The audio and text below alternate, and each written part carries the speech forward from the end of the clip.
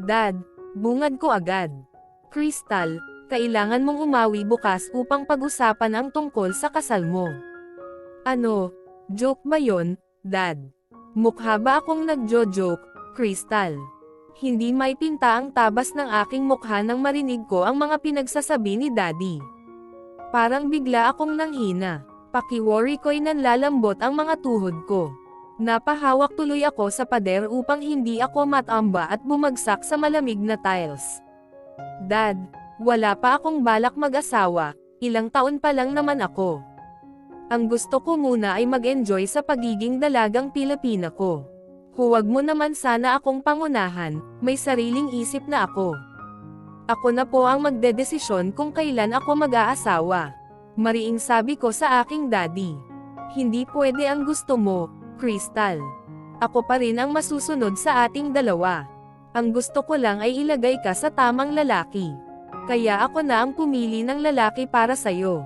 Tandaan mo ako pa rin ang iyong ama. Huwag na huwag mo akong susuwayin. Baka kalad ka rin kita pauwi rito sa Isla Mariposa, palatak ni Daddy mula sa kabilang linya. Sige Daddy, uuwi ako sa sunod na linggo, ngunit hindi ibig sabihin noon ay sasang-ayon na ako sa gusto mong kasal. Sabay off ng aking cellphone. Tiyak na galit naman sa akin si Daddy. Marahas na lamang akong napahinga ng malalim, hanggang sa nagmamadali na akong pumanhik sa aking kwarto. Inalis ko ang lahat ng saplot sa aking katawan. Pagkatapos ay pabagsak akong nahiga sa kama. Ngunit hindi kaagad ako nakatulog. Dahil hanggang ngayon ay iniisip ko pa rin ang sinasabi ni Daddy. Sino kayang baliw na lalaki ang natitipuhan nito para maging asawa ko? Magkakasunod tuloy akong napahilamos sa aking mukha. Ano bang pumasok sa utak ni Daddy para ipakasal ako sa lalaking hindi ko kilala? Hindi pwede mangyari ang gusto ni Daddy. Hindi pa ako pwedeng mag-asawa. Sa kaoras na mag-asawa ako ay tiyak na maaalis na ako bilang secret weapon ng bansa. At iyon ang hindi ko matatanggap. Kailangan kong mag-isip ng paraan. Ngunit anong paraan? Wala akong maisip. Gosh, baka mabaliw ako sa kakaisip. Hanggang sa mariin kong ikinuyom ang aking mga kamao. Hindi talaga ako papayag sa gusto ng aking ama. Saka masaya pa ang aking buhay ngayon. Hindi ko naman pwedeng sabihin kay Daddy na isa akong secret weapon ng bansa. Ayaw ko rin na basta iwan ang grupong kinabibilangan ko. Malaki rin ang naitulong sa akin ni Boss Zack. Kung wala ito, wala rin akong sariling pera. Baka hangdagdagang ngayon ay umaasa pa rin ako kay Daddy. Noong makapagtapos ako ng pag-aaral ay nagdesisyon akong pumunta rito sa lungsod. Ayaw na ayaw akong payagan ni Daddy. Ngunit ako pa rin ang nasunod. Iyon nga lang hirap akong nakahanap ng trabaho. Hindi ko rin kasi ginamit ang impluwensya ni Daddy. Mas gusto ko na sariling sikap ko. Hindi ko kailangan ang tulong ng Daddy ko. Halos isang buwan din akong walang trabaho rito sa lungsod kaya ang labas ay naging palamunin ako ng tita ko. Kahit hindi sabihin sa akin ng tita ko ay ramdam kong naiinis ito sa akin. May pagkakataon pa nga na tinatago nila ang mga pagkain. Kaya kapag kakain ako ay patago. Ayaw ko namang sabihin kay Daddy ang ginagawa ng kapatid nito sa akin, at baka ako pa ang maging dahilan para mag-away sila. Hanggang isang araw, kasalukuyan akong naglalakad noong mga panahon na yon dahil naghahanap ako ng trabaho. Ngunit kitang-kita ng dalawang mga mata ko ang ginawa ng dalawang kidnapper at pilit na isinasakay sa loob ng van ang isang babae. Kahit babae ako ay talagang iniligtas ko ang babaeng yun, ilang beses din akong nasapak ng mga lintek na dalawang kidnapper. Ngunit hindi ko talaga hinayaan na madala nila ang magandang babae. Dahil sa ginawa kong pagtulong ay roon na nagiba ang landas ko. Dahil ang babaeng tinulungan ko pala ay asawa pala ng isang bigating tao. Walang iba kundi si Grayson Brent. Walang pagdadalawang isip na sinong gaban ko ang alok nito bilang secret weapon ng bansa. Yes, aaminin kong mahirap sa una. Dahil kailangan mo nang mabugbog ng ilang beses bago makamit ang tagumpay na inaasam. Tuwang-tuwa naman ako nang tuluyan akong maging ganap na secret weapon ng bansa. Kahit na nasa ilalim ng lupa ang mga paa namin kapag nasa gitna kami ng laban ay hindi kami natatakot. Dahil ang gusto lang namin ay magligtas ng mga taong naaapi. Napakamot na lamang ako sa aking ulo nang maalala ko ang mga nangyari sa akin noon. Hanggang sa isang marahas na buntong hininga na lamang ang aking ginawa. Kinuha ko na lang ang unan ko at agad ko itong niyakap. Maya-maya pa'y tuloy-tuloy na akong nakatulog. Dumating ang kinabukasan, nagising akong nag-iingay ang aking cellphone. Dali-dali kong kinuha ang aking cellphone. Nakita kong si Tita Chris ang tumatawag sa akin. Aba, himala at tinawagan ako. Simula nang umalis ako sa bahay nito ay hindi man lang ako kinakamusta nito. Alam ko rin na tuwang-tuwa pa ito nang umalis ako sa kanila. Panay rin kasi ang sabi nito sa akin noon na palamunin lamang daw ako. Kahit naiinis kay Tita Chris ay sinagot ko na rin ang tawag nito sa akin. Ngunit bigla kong nailayo sa aking tainga ang cellphone ko dahil lakas ng sigaw ni Tita Chris. Bakit ngayon mo lang sinagot, Crystal? Kanina pa ako tumatawag sa'yo ha, galit na sabi ni Tita Chris sa akin. Pasensya na po, Tita Chris. May ginawa po kasi ako. Wala akong pakialam kung may ginagawa ka, Crystal. Dapat sinagot mo agad ang tawag ako. Siya nga pala, itatanong ko lang sa'yo kung itatapon ko na ang mga gamit mo rito na naiwan. Pangpasikip lamang ito rito dahil mga basura lang ito. Biglang umawang ang aking bibig. Hanggang sa natapat ko ang aking noo. Bakit ngayon ko lang naalala na may mga gamit pa ako sa bahay ni Tita? Mahalaga sa akin ang gamit ko na yon dahil mga photo album ng pamilya ko yon. Tita Chris, kukuhanin ko na po riyan ngayon din. Bilisan mo at baka itapon ko na ito. Hindi na ako nakapagsalita dahil biglang nawala si Tita Chris sa kabilang linya. Dali-dali naman akong bumangon. Tuloy-tuloy akong pumasok sa loob ng CR at nagmamadaling maligo. Saktong labas ko ng CR ay narinig kong may nag-text sa akin. Walang iba kundi si Tita Chris. Tinatanong kong nasaan na daw ako. Anak ng kambing, anong tingin sa akin ng matandang yon, aswang at lilipad na lang. Kakamo-kamot tuloy ako sa aking ulo. Kinuha ko ang aking maliit na malita. Inilagay ko ang aking mga damit, panty at bra. Pati make-up ay dinala ko rin. Nang makitang kompleto na ang aking gamit ay nagmamadali na akong lumabas ng kwarto ko habang nakasuot pa ako ng bathrobe at may tuwalya pa ako sa aking ulo. Partido wala pa akong bra at panty na suot. Sa kotse na lang akong maglalagay. Nakakainis talaga si Tita Chris. Masyado akong pinagmamadali. Susunugan na daw nito ang mga photo album ko. Nakakainis. Nagmamadali akong sumakay ng kotse ko at matulin ko itong pinatakbo. Isang kamay lang ang gamit ko sa paghawak ng manobela. Dahil ang isang kamay ko ay kinukuha ang maletang daladala ko. Agad ko itong binuksan at mga panty kaagad ang aking nakita. Agad akong kinuha ang isang panty ko. Ngunit bigla kong nahampa ang ibabaw ng manibela dahil hindi ako nakapagsuot ng panty dahil nagmamaneho ako. Marahas tuloy akong napahinga, hanggang sa makarating ako sa tapat ng building. Sa isang condo unit nakatira ang tita kong masama ang ugali.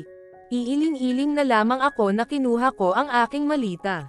Sa elevator na lamang akong maglalagay ng panty at bra. Walang pakialam na bumaba ako ng kotse. Kahit nakasuot pa ako ng bathrobe at may tuwalya sa ulo ko, ngunit ayos lang walang basagan ng trip. Lumapit ako sa tapat ng elevator. Agad yung bumukas. May nakita akong isang tao. Nakatodo salamin pa ito sa mga mata. At naka-tuxedo suit pa ito.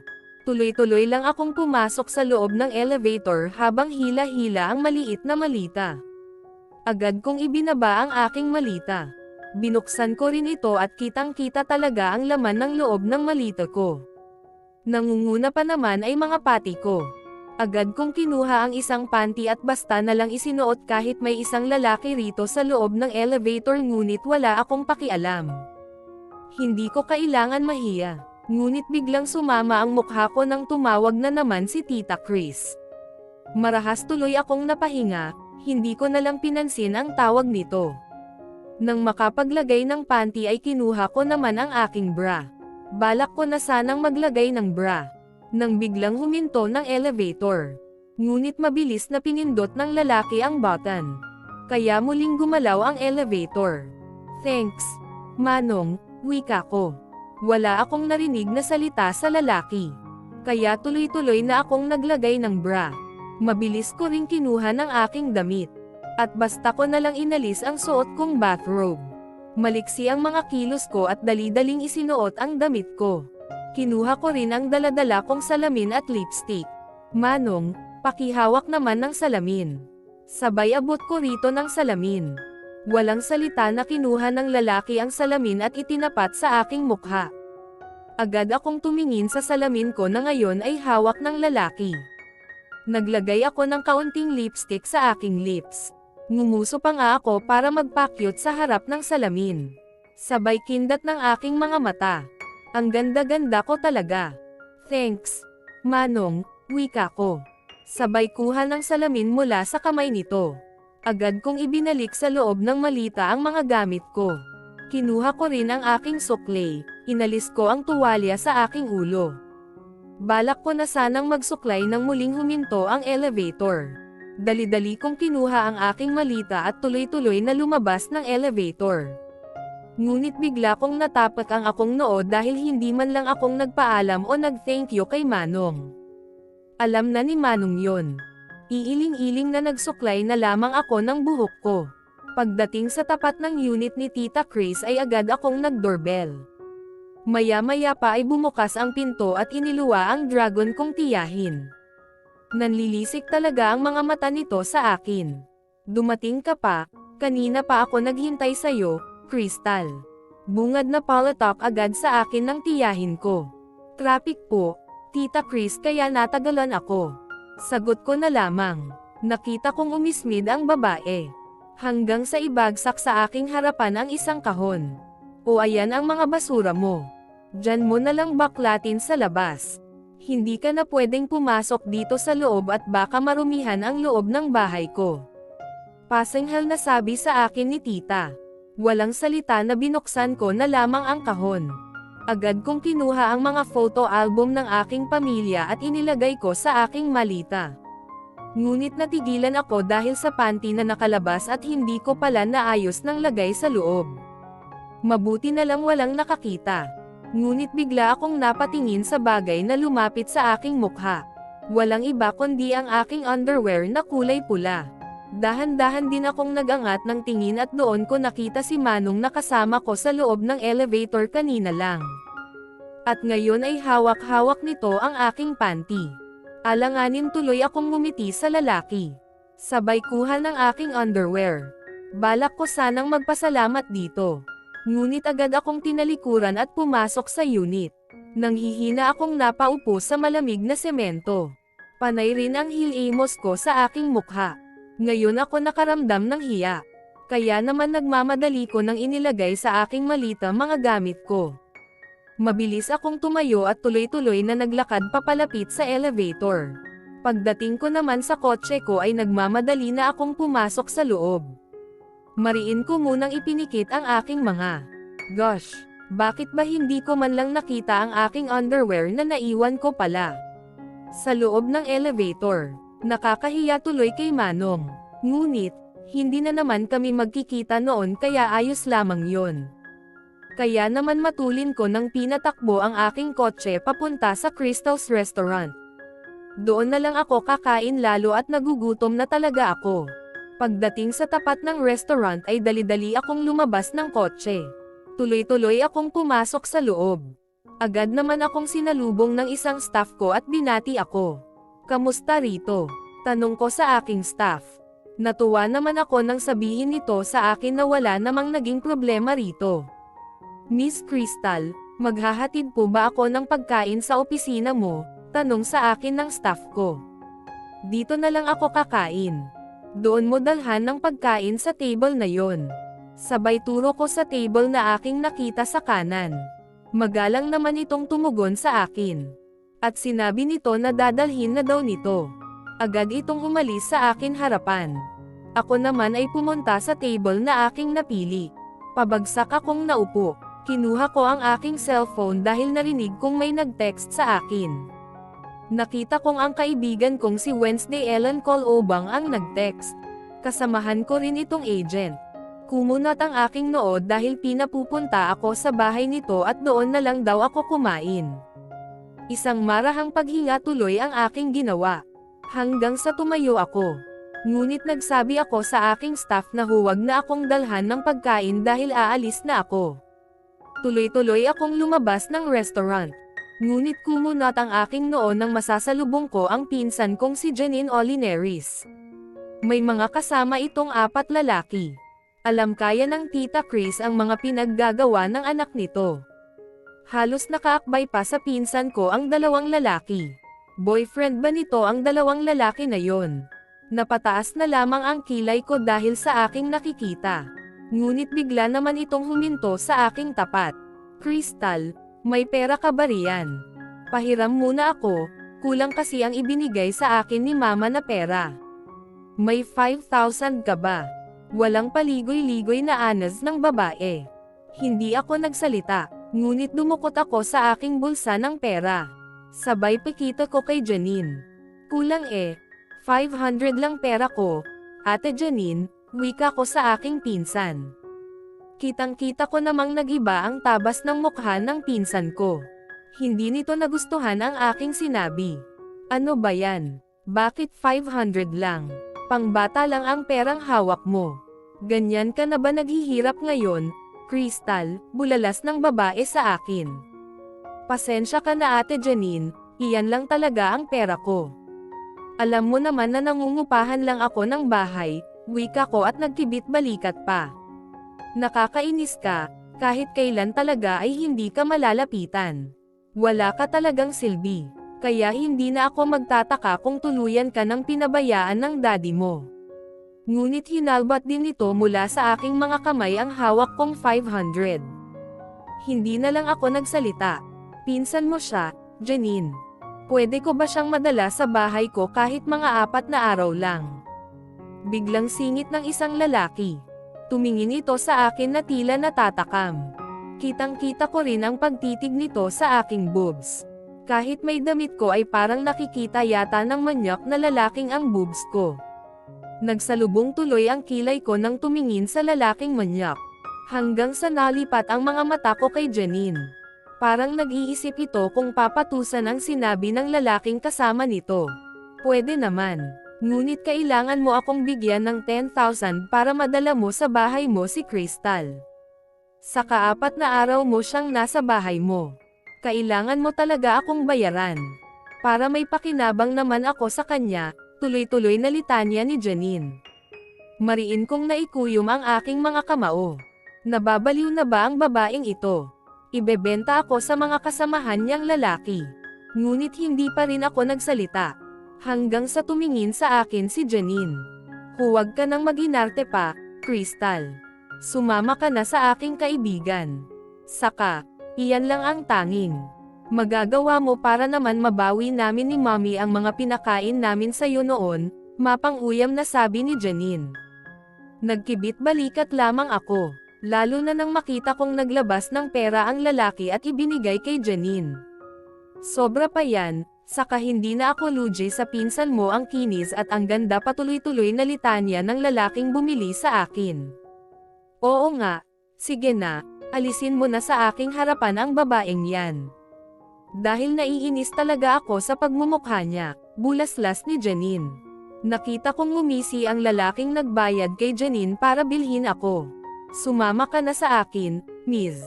Huwag ka nang pumulag upang hindi ka na masaktan. At parang adik na pinasadahan ulit ako ng tingin. Nakita kong inangat nito ang kamay at balak akong hawakan sa aking mukha. Ngunit mabilis ko ring itinaas ang aking kamay at buong higpit na hinawakan ko ang pulsuhan nito. Gusto mo bang mabalian ng buto, lalaki? At mas idiniin ko ang pagkakahawak ko sa pulsuhan ng lalaki. Taaray, teka bitawan mo ako. Walang kenja-tingiti na tumingin ako sa lalaking balak akong hawakan. Salubong din ang kilay ko. Mahigpit ko talagang kinapitan ang pulsuhan nito at mas idiniin ko pa. Inangat ko rin ang kamay ko at ubod lakas kong sinuntok ang sikmura nito dahilan kaya napaluhod ito sa lupa ngunit hawak-hawak ko pa rin ang pulsuhan ng animal at manyak na lalaki. Crystal, bitawan mo siya. Hindi mo ba kilala ang pamilya ni Dino, ha? Gusto mo bang makulong? Sigaw na may kasamang pagbabante ng pinsan ko. Nagmamadali rin itong lumapit sa akin para awatin ako. Ngunit galit talaga ako at walang pwedeng umawat sa akin. Balak sana akong itulak ni Janine para mabitawan ko ang pulsuhan ng lalaking bastos. Ngunit mabilis kong nahawakan ang leeg nito at mahigpit kong sinakal. Nanlalaki ang mga mata ni Janine habang nakatingin sa akin. Noon pa ako punong-punong-puno sa'yo, alam mo ba yan? Sabay tulak ko sa aking pinsan dahilan kaya napaupo ito sa lupa. Tumingin ako sa dalawang lalaki na balak sumugod sa akin. Ngunit mabilis ko silang sinalubong ng aking mga paa, at ayon sapol na sapol sila sa nguso nila. Hanggang sa tumingin ako sa lalaking hawak-hawak ko pa rin ang pulsuhan niya. Hindi ako papatol sa isang katulad mo. Sabay kuha ng tsinelas kong suot. At basta ko lang sinampal sa lalaki sa mukha nito. Nang ibalik ko ang aking tsinelas sa paa ko ay bigla akong napangga nga nang makita ko ang aking suot na sapin sa paa. Dahil hindi makapares. Hala, bakit ngayon ko lang nakita na magkaiba ang suot kong tsinelas? Gosh, agad ko tuloy binitiwan ang lalaki. Ngunit ang mga mata ko ay nakatingin pa rin sa aking dalawang paa. Bakit hindi ko namalayan na magkaiba pala ang aking sapin sa paa? Isang tsinelas at ang isa naman ay doll shoes. Nakakahiya. Bakit wala man lang pamuna sa akin? Nagmamadali tuloy akong umalis sa harap ng mga adik na tao. Tuloy-tuloy akong pumasok sa aking kotse. Ngunit hindi ko muna pinatakbo ang kotse ko. Panay ang hampas ko sa aking noo dahil sa katangahan ko. Hanggang sa isang marahas na paghinga ang aking ginawa. Baka hindi nila nakita kaya walang pamuna sa akin. Kaya naman matulin ko nang pinatakbo ang kotse ko papunta sa bahay ni Werdolan. Hindi nagtagal ay agad akong nakarating sa bahay nito. Nang magbusina ako sa gate ay bumukas naman yon. Kilala naman ako ng security guard kaya agad akong pinapasok sa loob. Tuloy-tuloy akong bumaba ng kotse nang ihinto ko ito. Nakita ko agad si Wednesday Ellen. Nakakunot ang noo nito habang nakatingin sa akin. Anong nangyari sa'yo, Crystal? Bakit ganyan ang itsura mo? Hindi ka ba nagsuklay? Tapos magkaiba rin ang suot mong tsinelas. Adik ka na ba ngayon, Crystal? Tuloy-tuloy na litanya ni Wednesday Ellen. Hindi may pinta ang mukha ko habang nakatingin sa aking kaibigan. Bigla ko ring naalala na hindi pa nga pala ako tapos magsuklay noong naglalakad. Ako papunta sa unit ni Tita Chris. Mukha na siguro ako na babaeng ginahasa. Ngunit ang pasaway kong kaibigan ay malakas pang tumawa na parang wala nang bukas. Iiling-iling na lamang ako na pumasok sa loob ng bahay nito ngunit hindi pa rin mapunat-panat ang pagtawa nito. Sinaman ko tuloy ito ng tingin at doon lamang huminto. Tuloy-tuloy na lamang akong pumunta sa loob ng hapagkainan. Nakita kong may mga pagkain na sa ibabaw ng lamesa kaya agad akong naupo. Dali-dali rin akong kumuha ng pakain ko dahil gutom na talaga ako. Balak ko na sanang lumamon dahil gutom na talaga ako nang pigilan ako ni Wednesday Ellen. Kumunat ang noo ko nang tumingin sa babae. What? Single ko rito. Lalo na nang kuhanin ng babae ang kutsara kong hawak-hawak. Baka gusto mong magpasalamat muna sa Diyos bago ka kumain. Hindi yung lalapang ka na agad dyan. Nakataas ang kilay ni Wednesday Ellen nang sabihin yun sa akin. Napangiwi ako ng alanganin. Tumingin ako kay Wednesday Ellen na naupo na ito. Nagsimula na ring magdasal ang babae bilang pasasalamat. Dahan-dahan kong ipinikit ang aking mga mata at pinakinggan ang dasal na pasasalamat ng aking kaibigan. Nang matapos itong magdasal ay agad kong iminulat ang aking mga mata. Nakita ko agad ang mukha ni Wednesday Ellen at kitang-kita ko na ilang beses itong nag-sign of the cross. Sa totoo lang ito lang ang nakilala ko na kasapi ng secrets weapon ng bansa na panay ang dasal. Nagdadasal din naman ako, ngunit ibang-iba sa ginagawa ni Wednesday Ellen. Masyado itong nadasalin. Sige, kain na tayo, wika ni Wednesday Ellie sa akin. Siya nga pala, Crystal. Ano yung sinasabi mo sa akin na may problema ka? Sabihin mo na sa akin at baka makatulong ako sa'yo. Nagbuntong hininga muna ako ng ilang beses bago ko sabihin kay Wednesday Ellen ang aking problema. Pinauuwi ako ni Daddy, nagbabalak siya na ipakasal ako sa lalaking hindi ko naman kilala. Sumbong ko kay Wednesday Ellen. Ha? Nauuso pa ba ngayon ang arranged marriage?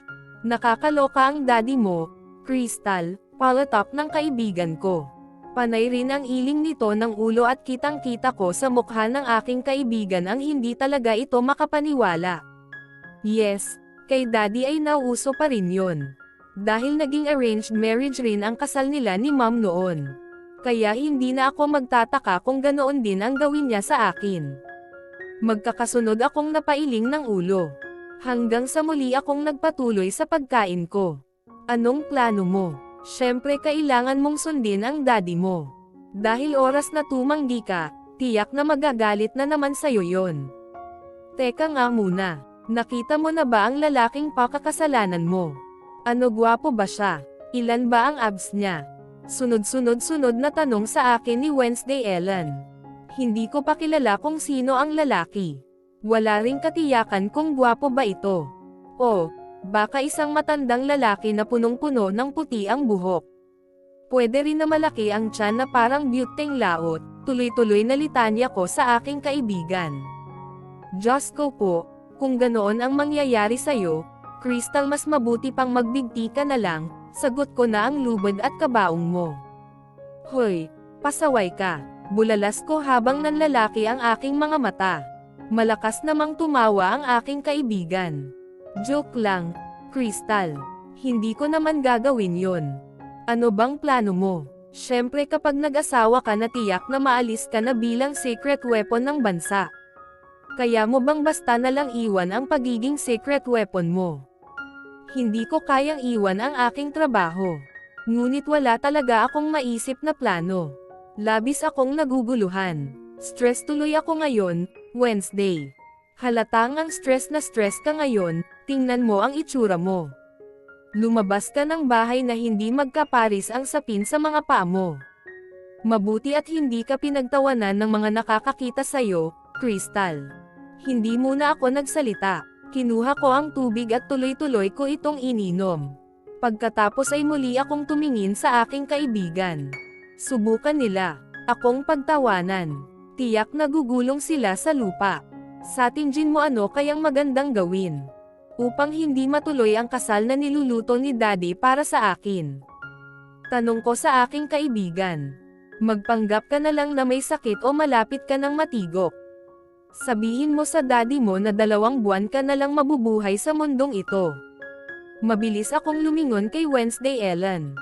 Hindi kaagad ako nakapagsalita. Nag-isip muna ako kung tama bang maging solusyon ang sabihin na malapit na akong matigok upang hindi matuloy ang pinaghahandaan na kasal ni Daddy para sa akin. Ngunit kung yun lang ang tanging paraan upang matapos ang aking problema, why not coconut? Crystal, hindi ka na nakapagsalita riyan. Mukhang naglakbay na yata ang utak mo papunta sa kabilang daigdig. Narinig kong puna sa akin ni Wednesday Ellen. Naisip ko lang ang sinabi mo sa akin, Wednesday Ellen. Tama ka, pwede akong magpanggap na malapit ng mamatay. Pwede na yon kaysa naman matuloy ang plano ng aking daddy. Hindi ko masisikmura ang magkaroon ng asawa na kasing tanda ng daddy ko, at baka mauna pa akong mamatay sa kanya. Tama, saka ang hirap kayang makipagsiping sa matanda, paano kung lantutay na yung manok na pula niya? Nako, kawawa naman ang Pokemon mo, tuloy-tuloy na litanya ni Wednesday Ellen. Gusto ko tuloy matawa dahil sa bibig nitong burara, wala man lang kapreno-preno. Huwag ka at masyado pa itong banal. Nakakailang dasal sa buong maghapon pero ang bibig, aba, daig pa ang pokpok sa kalye. Natatawa na lamang ako. Maraming salamat sa magandang idea mo, Wednesday Ellen. May silbi rin pala ang matabil mong bunganga. Mabilis akong umilag dahil sa tinidor na ibinato sa akin ni Wednesday Ellen. Lalo naman akong tumawa ng malakas. Ngunit si Wednesday Ellen, ayon, asar na asar sa akin. Heto ang nakakatawa sa babaeng ito. Masyadong madaldal pero pikan naman. Agad ko nalang pinigilan ang tawa na gusto pang kumawala sa aking bibig at baka lalong map-icon si Wednesday Ellen. Pinagpatuloy ko na lang ang pagkain lalo at masarap ang mga pagkain na nakahain sa ibabaw ng lamesa. Nang matapos kaming kumain ay agad akong niyaya ni Wednesday Ellen sa sala. Ayaw pa akong payagan nito na umuwi at naglabas pa ng alak ang babae. Minsang lang ito. Saka bukas may misyon na ako. Kailangan ko munang lumaklak ng alak kaya samahan mo ako. Alam kong walang kang misyon ngayon dahil katatapos lang, kaya kahit mag-inom tayo magdamag ay ayos lang. Sabay lagay nito ng bote ng alak sa aking harapan. Walang salita na binuksan ko ang bote at tuloy-tuloy ko itong ininom. Hanggang sa umabot ng kalahati. Napatingin naman ako sa TV nang buksan yun ni Wednesday Ellen. Balita kaagad ang bumungad sa akin. Kumunat ang aking noo dahil sa mga nangyayaring pagsabog sa dalawang lugar. Tingin mo sinong may kagagawan ng sunod-sunod na pagsabog sa mga probinsya? Tanong sa akin ng Wednesday Ellen. Kung tama ang aking hula, ay mga kaaway ng gobyerno na hindi nila matanggap ang mga patakaran ng mga namumuno ng bansa, o pwede rin na isang malaking sindikato ang may kagagawan, sagot ko kay Wednesday Ellen. Oo. Ngunit sino-sino kayang mga siraulo ang may pasimuno ng lahat ng iyan? Hindi ba sila nag-iisip na maraming tao ang mapapahamak sa ginagawa nilang pagpapasabog sa mga probinsya? Mga abnormal sila, galit na sabi ni Wednesday Ellen. Hindi na nila maiisip yon, Wednesday Ellen. Dahil puro mga pangsariling kapakanan lamang ang kanilang gusto. Sila ang mga taong walang awa sa mga mamamayan lalo na kung mahirap lamang. Dapat sa mga taong may itim ang budi sinusunog ng buhay. Mariing sabi ko sa kay Wednesday Ellen. Kinuha ko rin bote ng alak na muli ko itong tinungga. Mga hayop sila, narinig kong wika ni Max Ellen. Hindi ako nagsalita, tuloy-tuloy lamang ako sa pagtangga ng alak hanggang sa ito ay maubos ko ang laman. Agad na rin akong tumayo. Nagpaalam ako sa aking kaibigan para umuwi na. May mga dapat pa kasi akong gagawin lalo na sa aking plano na pag-uwi sa Isla Mariposa. Hindi ka pa naman siguro lasing, Crystal. Yip, wika ko at tuloy-tuloy na akong umalis sa bahay ni Wednesday Ellen. Agad akong sumakay ng kotse. Ngunit magkakasunod kong pinilig ang aking ulo upang alisin ang pagkahilo na aking nararamdaman.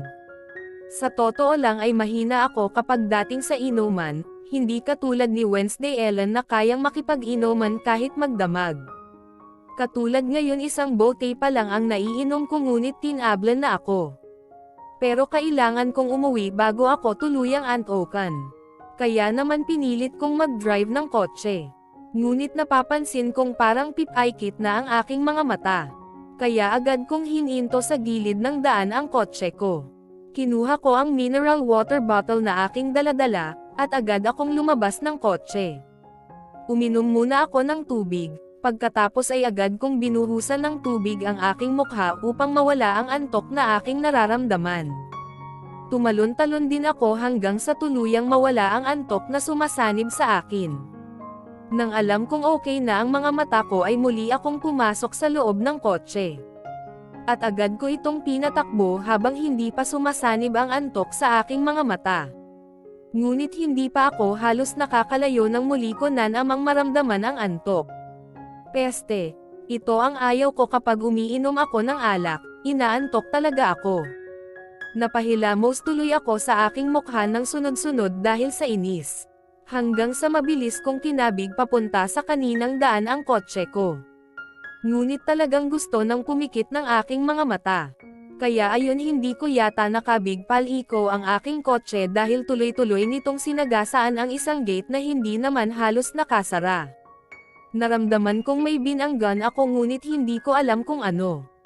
Siguro'y mamaya ko na lang aalamin kung ano ang aking nabangga. Matutulog muna ako dahil antok na talaga ako. Sa mabahakong kong pagkakatulog ay nagising akong mangalay ang aking kamay at tipong hindi ako makagalaw. Kaya naman dahan-dahan kong iminulat ang aking mga mata upang alamin kung nasaan ako. At bumungad kaagad sa aking harapan ay isang malapalasyong bahay. Kung malaki na ang aking bahay ay mas malaki ito. Kaninong bahay ito? Bakit nandito ako? Balak ko sanang tumayo mula sa pagkakaupo ko. Ngunit may pumihil sa akin. Hanggang sa tingnan ko ang aking sarili at doon ko napagtanto na nakaupo ako sa isang upuan habang nakagapos ang buong katawan ko sa kinauupuan ko. Teka, anong nangyari sa akin? Hanggang sa umikot ulit ang mga mata ko sa buong paligid. Nakita ko ang aking kotse.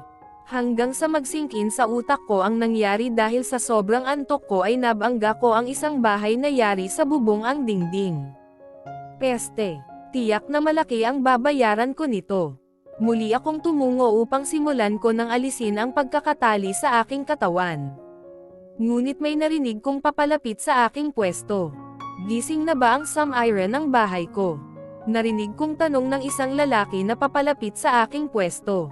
Hindi muna ako gumalaw at hinintay ko ang paglapit nila sa akin. Tulog pa yata, boss. Ang sabi ni Ines ay naamoy daw niyang nakainom ka ng alak kaya nabangga ang bahay mo. Kaya inutos ko munang itali at baka tumakas ang babae, narinig kong wika ng isang lalaki. Peste, siya ang nagutos na itali ako. Hayop, kaya naman dahan-dahan kong inangat ang aking mukha upang tingnan ang taong nagutos na itali ako. Nakita ko ang isang lalaking hindi naman gwapo. Mabuti gising ka na, babae. Lumapit pa ito sa akin. Nanlilisik ang mga mata ko na tumingin dito. Ikaw ang nagutos na itali ako. Tanong ko habang ang mga mata ko ay may malademonyong tingin na binigay rito. Oo, bakit aangal ka, aba? Baka tumakas ka, babae. Kami ang malalagot sa boss namin. Alam mo bang milyon ang nasira Wika kaagad nito sa akin. Gagaw ka pala, sabay galaw ng aking ulo at buong lakas kong inuntog ito gamit ang noo ko. Napaupo naman ito sa lupa habang dumudugo ang ilong. Bossing, nakita mo ang ginawa niya sa akin. Sinaktan ako ng babaeng yan. Sigaw ng lalaki. Mabilis naman akong tumingin sa bossing na tinawag nito at nakita ko ang isang lalaking nakatodo shades pa. Nakatingin lamang ito sa akin. Anang tinitingin-tingin mo riyan, gusto mong masaktan. Huwag kang mag-alala dahil babayaran ko ang mga nasira ko. Agad na kumilos ang aking kamay upang alisin ang tali sa aking katawan. Mabilis akong tumayo nang tuluyan kong matanggal ang tali. Agad akong tumalikod para lumapit sa aking sasakyan. Ngunit 4 na lalaki ang hamarang sa akin. Iinis akong tumingin sa bossing nila. Hindi mo sila pipigilan. Baka mamatay sila ng maaga. Ngunit ang hudyong lalaki ay nagkibit balikat lamang sa akin. Sumunod ka sa akin baba. Upang pag-usapan kung magkano ang halaga ng nasira mo. Agad na tumalikod ito sa akin at tuloy-tuloy na pumasok sa loob ng bahay. Isang matalim na irap ang aking ginawa, hanggang sa humakbang ako para sumunod sa lalaki.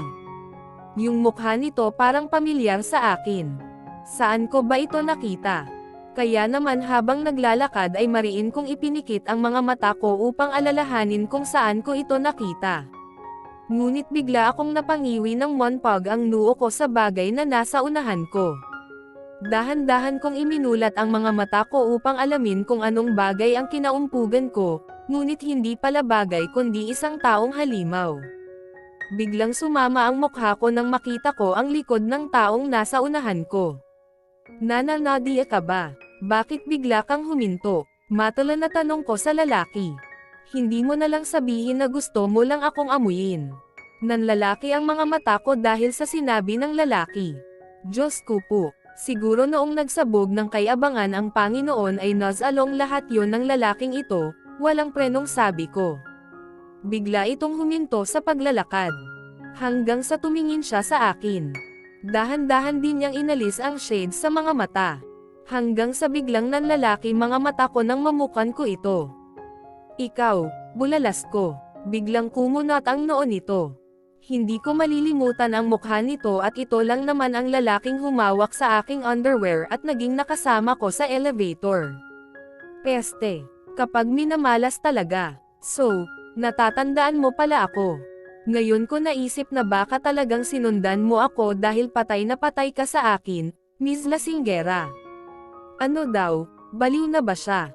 Excuse me, hindi ikaw ang tipo ko, dahil hindi tayo talo. Babae ang gusto ko, kaya pwede ba, huwag feeling gwapo.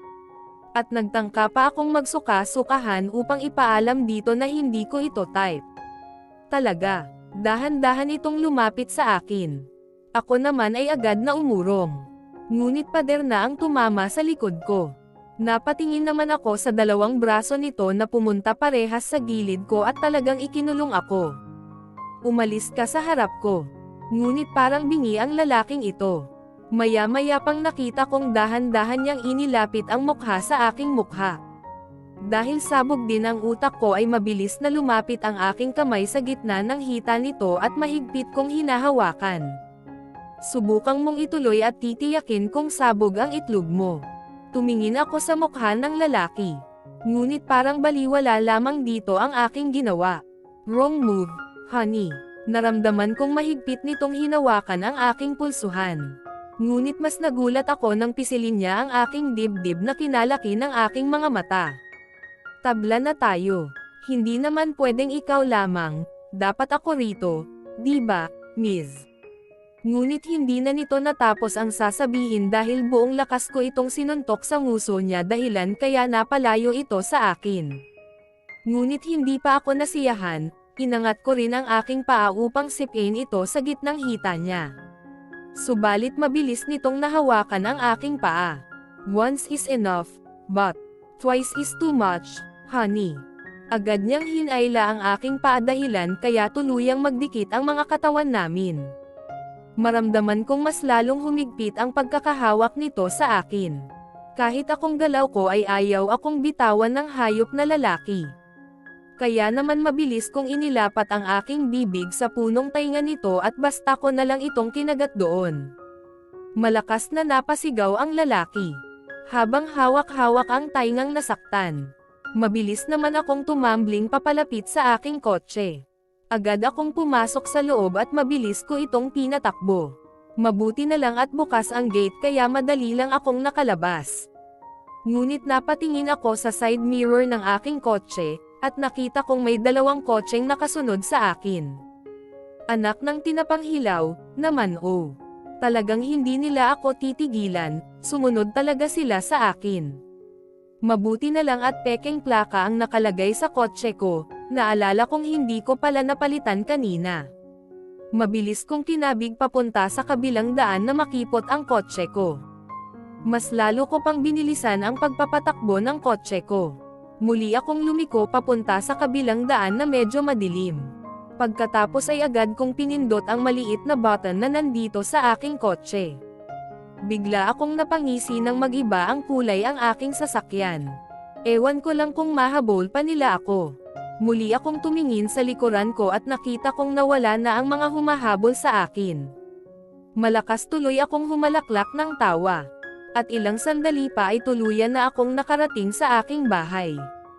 Agad akong lumabas ng kotse. Pero nakakatiyak akong hahanapin ako ng lalaking yon. Alam kong hindi siya ordinaryong tao lamang at kayang-kaya niyang mag-hire ng magagaling na mga detective para lang mahanap ako. Ngunit hindi ko hahayaan na mahanap niya ako, aba. Magaling kaya akong magtago. Iiling-iling na lamang ako at tuloy-tuloy na akong pumasok sa loob ng bahay ko at agad akong pumasok sa aking kwarto. Isa-isa kong inalis ang lahat ng kasuotan ko at pagbagsak akong nahiga sa aking kama. Balak ko na sanang ipinikit ang aking mga mata nang marinig kong nag-iingay ang cellphone ko. Marahas tuloy akong napabunga nang makita kong si Dad ang tumatawag sa akin. Gosh, hindi pa ako nagsasalita nang marinig ko na ang boses nitong galit na naman. Kailan ka nauuva na Mariposa, Crystal? Dad, susulpat na lamang ako riyan. May mga inaayos pa ako rito. Saka hindi mo rin naman ako mapapasunod sa gusto mo. Hindi ako magpapakasal sa lalaking sinasabi mo, mariing sabi ko rito. Ako pa rin ang masusunod, Crystal. At hindi ka pwedeng tumanggi. Mariing sabi ng aking ama sa akin. No, Dad. Dahil oras na mangyari ang balak mo, mas gugustuhin ko na lang mamatay kaysa sundin ang gusto mo. Sagot kong hindi natatakot. Siguro kung kaharap ako ni Dad, tiyak na kanina pa ako nasampal nito dahil sa pagsagot-sagot ko sa kanya. Ngunit tama lang naman ang aking sinabi, hindi niya ako pwedeng saklawan lalo at kaligayahan ko ang nakasalalay. How dare you, Crystal, sigaw ng daddy ko mula sa kabilang linya. Hindi na lamang ako nagsalita ulit. Lalo at high blood na naman sa akin si Dad. Agad ko na lang ibinaba ang cellphone ko upang wala nang mahabang usapan. Ipinikit ko na lang ang aking mga mata para makatulog dahil antok na ako. Bukas na lang ako kakain. Kinabukasan nagising akong panay ang kulon ng aking tiyan dahil nagugutom na ako. Ayaw ko pa sanang bumangon ngunit hindi na maawat ang tiyan ko at gusto na talagang lamapang. Iinat-inat akong bumangon, kinuha ko ang bathrobe ko upang ilagay sa aking katawan lalo na at nakasuot lang ako ng panty at bra. Agad akong lumabas ng aking kwarto para pumunta sa kusina. Nakita kong nakapagluto na ng almusal si Manang Regine, at nang makita ako ay agad niya akong pinaghanda ng kakainin ko. Kumain na kayo, Manang Regine? Tanong ko rito ng ibaba. Nito sa aking harapan ang plato. Kumain na po kami ng pandesal, Ms. Crystal. Dapat kumakain din kayo ng kanin sa umaga, Manang Regine, lalo na at may mga gawain kayo sa umaga rito sa bahay, mahirap pong magtrabaho ng gutom. Nako, Miss Crystal, huwag mo kaming alalahanin dahil kakain po kami kapag nagugutom. At ngumiti ito sa akin. Sinuklian ko naman si Manang Regine ng matamis na ngiti. Hanggang sa magsimula na akong kumain. Ngunit hindi pa rin mawala-wala sa utak ko ang plano sa akin ni Daddy. Magkakasunod ko tuloy pinilig ang aking ulo, imbes kasi ganahan akong kumain ay pakiramdam ko ay nawalan ako ng panlasa. Hindi ko tuloy naubos ang laman ng plato. Siya nga pala, Miss Crystal. Kanina po habang nasa palengke ka ay ilang lalaki ang naghahanap sa'yo. Kahit medyo malabo ang picture at naka-side view ka roon ay alam kong ikaw yon. Isa rin ako sa napagtanungan nila. Ngunit wala po akong sinabi tungkol sayo. Pero nag-aalala ako para sa kaligtasan mo Miss Crystal, bulong ng babae sa akin. Marahas akong napahinga, dahil sa sinabi ng matanda. Mukhang hindi ako titigilan ng kampan ng lalaking yon. Kailangan kong tapusin ang kaguluhan na aking sinimulan. Huwag mo na lang silang pansinin oras na makasapubong mo ulit sila, Manang Regine. Magkunwari kang hindi mo ako kilala, ngunit gagawin ko ang lahat upang hindi na nila ako guluhin pa. Ngumiti muna ako rito bago umalis sa harap nito. Agad na akong humakbang papalayo sa matanda. Agad kong hinanap ang aking tauhan. Nang makita ko si Silo ay agad kong sinabi rito ang ipag-uutos ko. Dali-dali naman nitong kinuha ang laptop. Siya si Nicolas Gregorio ang may-ari ng malaking kumpanya na Gregorio Group Companies, may mga kumpanya rin siya sa iba't ibang panig ng bansa. Miss Crystal, may kailangan ka ba sa kanya? Tanong nito sa akin at may pagtataka sa mukha ng lalaki. Agad ko namang sinabi rito ang mga dapat niyang gawin. At sasamahan ni Silo ng aking abogado kapag makikipag-usap na sila sa lalaking yon. Kung may problema ay tawagan nyo lang ako, Silo. Sige po, Miss Crystal, kami na lang po ang bahala ni attorney. Salamat. Agad akong nagpaalam dito upang pumanhik sa aking kwarto para mag-shower. Pagkatapos maligo ay agad akong naglagay ng damit sa aking katawan. Kinuha ko ang aking bag at nagmamadali na akong lumabas ng kwarto ko. Hindi ako nagdala ng kotse. Tinatamad kasing mag-drive. Nang may dumaan na taxi sa aking harapan ay agad akong sumukay upang magpahitid sa hospital at doktor na kakilala ko. Hindi naman nagtagal ay nakarating ako sa tapat ng hospital. Agad akong bumaba ng taxi matapos kong magbayad dito. Ngunit hindi pa ako nakakapasok sa hospital nang magingay ang cellphone ko. Dali-dali ko itong kinuha upang alamin kung sino ang caller ko. Nakita kong si Silo na tauhan ko ang caller ko. Miss Crystal, may problema tayo. Ang gusto po ni Mr. Gregorio ay ikaw mismo ang kumausap sa kanya, huwag ka daw duwag. Anong gagawin natin, Miss Crystal? Bigla akong napahilamo sa aking mukha ng sunod-sunod, habang may iritang nakapastil. Ang sarap manapak ng tao sa totoo lang. Pasalamat talaga ang lalaking yon at wala siya sa aking harapan. Nako naman. Hindi na lang tanggapan ang bayad ko sa kanya at kailangang pa akong abalahin.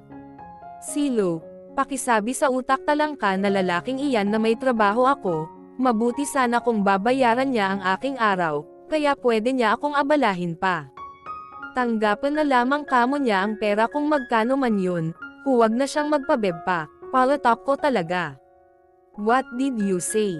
Bigla kong nailayo ang cellphone sa aking tainga nang marinig ko ang boses ng lalaki na galit sa kabilang linya. Anak ng tinapa, nakuha na pala nito ang cellphone ni Silo. Pasensya na mister, ngunit hindi ko ugaling magsalita ng paulit-ulit. Kung ayaw mong tanggapan ang bayad ko, di huwag. Sabay baba ng cellphone ko. Balak ko na sanang itago ang cellphone ko nang magingay ulit ito at ang number na naman ni Silo ang caller ko. Iiling-iling na lamang ako na itinago ang cellphone ko. Ngunit bigla akong napatingala sa kalangitan nang makita ko ang isang private helicopter. Kumunat ang aking noo. Bigla akong kinutuban sa mangyayari. Kitang-kita ko rin ang maliit na bagay na agad nilang hinulag na galing sa private helicopter at kung tiningnan kung saan papatak ang bagay na yun at nakita kong sa isang restaurant na malapit lang sa aking kinatatayuan. Agad kong kinuha ang kahoy na nasa lupa. Pagkatapos ay dali-dali akong tumakbo papalapit sa restaurant. Mabilis ko ring kinuha ang aking face mask at agad na inilagay sa aking mukha. Agad akong tumalon papunta sa bubog na dingding na restaurants. Walang babala ko itong binasag. Kung iikot pa ako ay hindi ako aabot. Lumabas kayong lahat, bilasan ninyo. Malakas kong sigaw. Nakita kong nagkagulo ang mga tao. Ngunit dali-dali silang lumabas. Mabilis lang silang nakalabas dahil binasag ko ang dingding na bubog ng restaurant na ito. Balak ko na sanang lumabas ng restaurant ngunit nakita ko ang isang bata na umiiyak. Hindi na ako nagpatumpik-tampik pa. Dali-dali akong tumakbo papalapit dito. Agad ko itong kinuha. Nang mabuhat ko ang bata ay mabilis akong tumakbo, ngunit hindi pa ako nakakalabas ng restaurant nang bigla akong tumalsik papalabas ng restaurant dahil sa malakas na pagsabog. Ngunit tiniyak kong hindi masasaktan ang bata na hawak ko. Bigla akong napangiwi nang tumama ang likod ko sa isang sasakyan at tuloy-tuloy na bumagsak sa lupa. Napaubo rin ako na may kasamang dugo dahil sa lakas ng pagpalo ng likod ko. Naalis na rin ang suot kong face mask dahil sa pagtalsik ko. Peste. Sabay tingin sa restaurant na ngayon ang nagliliyab sa apoy. Siguro kung hindi ko nakita ang ginawa ng private helicopter na yon, tiyak na maraming magluluksa ngayon. Hindi ko alam kung bakit nila ginagawa yon. Mga hayop sila. Tumingin naman ako sa batang hawak ko upang tiyakin na maayos ang lagay nito. Nakita kong humihikbi ito at ramdam ko ang takot nito. Napatingin naman ako sa babaeng mabilis na tumakbo papalapit sa akin. Maraming salamat po sa pagligtas mo sa aking anak, umiiyak na sabi nito sa akin. Agad kong ibinigay rito ang bata. Pinahid ko and dugo sa aking bibig. Pagkatapos ay agad kong kinuha ang face mask ko upang ilagay sa aking mukha. Maingat akong tumayo, ngunit ramdam ko ang sakit ng aking likod. Napahawak din ako sa aking noo dahil parang kumirot ito. Peste, saan ako tumama, bakit nagkaroon ako ng sugat? Hanggang sa mapatingin ako sa private helicopter na paikot-ikot sa himpapawid. Mas mababa ang lipad nito ngayon kumpara kanina. Kaya naman kahit sobrang sakit ng aking likod ay dali-dali akong tumayo. Agad kong kinuha ang malaking kahoy.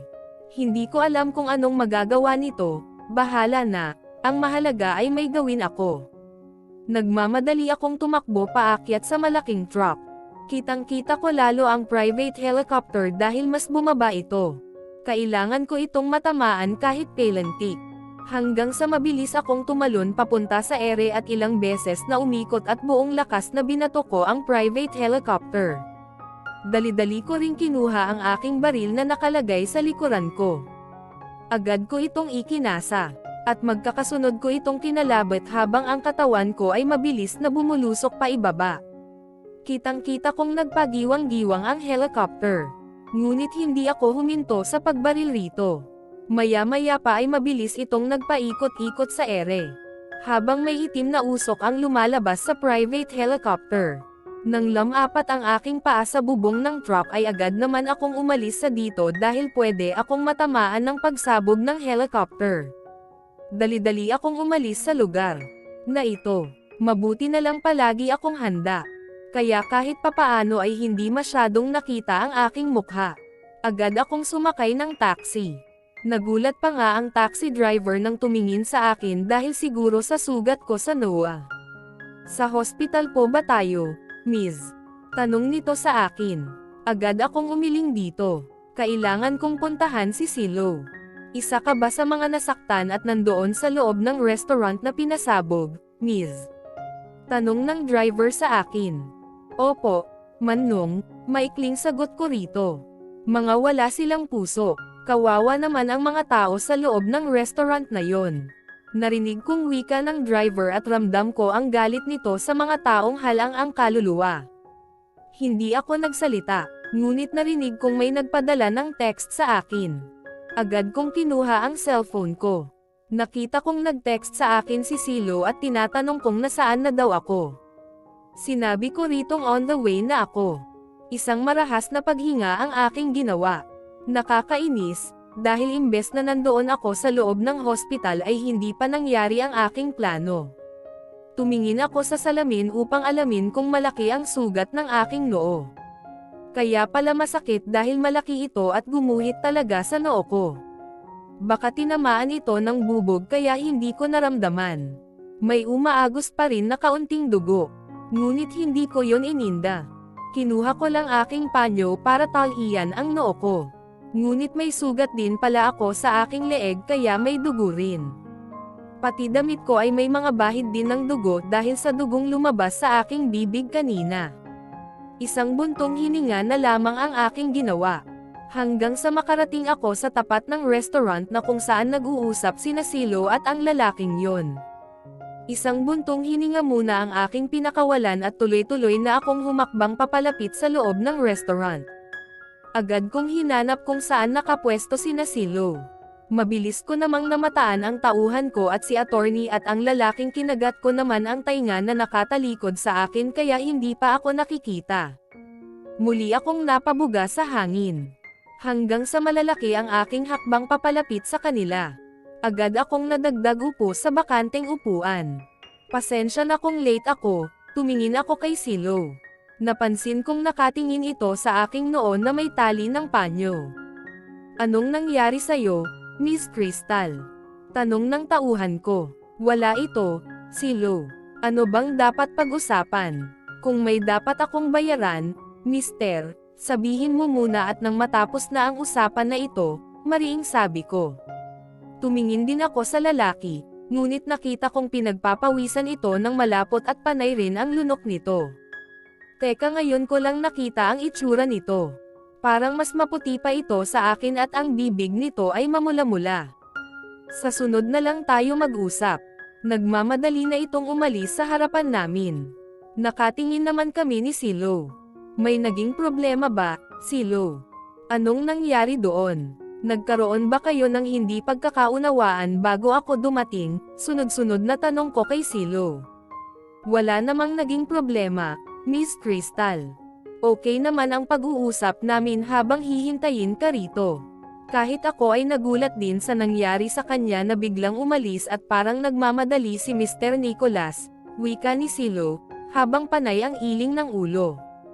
Anong nangyari doon? Mukha ba akong aswang? Gosh, bulalas ko habang panay ang iling ng aking ulo. Natakot po yata sa sugat mo, Miss Crystal. Natatawang sabi ni Silo sa akin. Nagkibit balikat na lamang ako hanggang sa magdesisyon na akong tumayo para umalis.